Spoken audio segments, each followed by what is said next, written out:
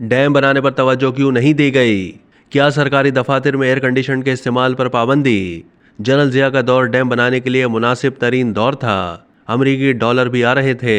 पाकिस्तान में तवानाई के बहरान के कौमी जुर्म में सब ने अपना अपना हिस्सा डाला। सलीम साफ़ी का कॉलम।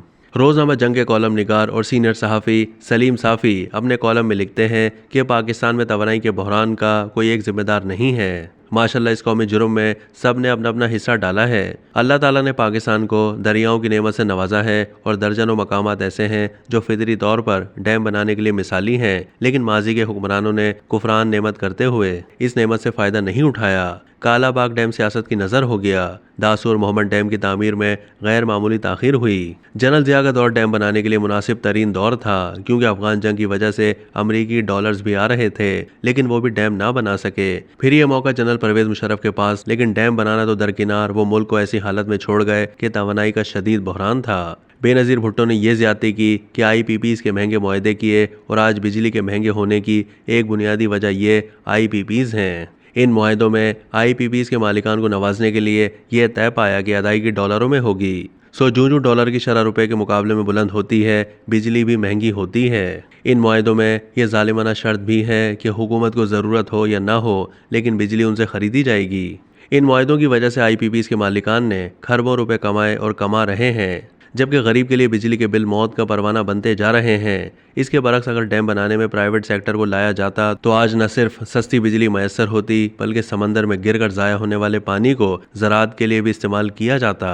मुस्लिम लीग नून की हुकूमत ने सड़कों के इंफ्रास्ट्रक्चर पर तवज्जो दी, लेकिन IPPs के मसले का हल निकाल कर डैम बनाने पर तवज्जो नहीं दी। लीगी हुकूमत ने CPEC के तहत जो प्लांट लगाए वो तेल से चलने वाले IPPs की तरह महंगे नहीं, लेकिन कोयले से चलने की वजह से वो पानी से बनने वाली बिजली की निस्बत काफ़ी महंगे हैं। इमरान खान ने 300 छोटे डैम बनाने का दावा किया था, लेकिन 3 भी नहीं बना सके। यूं इस गुनाह में सब शरीक हैं।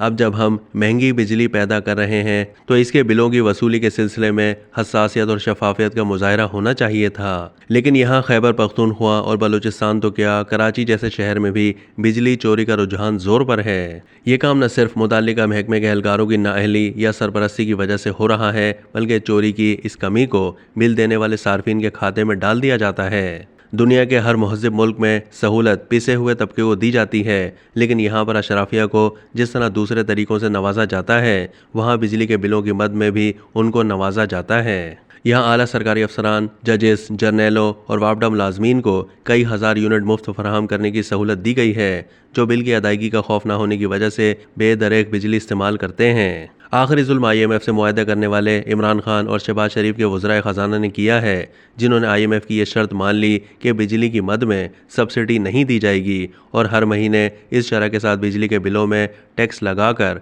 मतलूबा वसूली की जाएगी।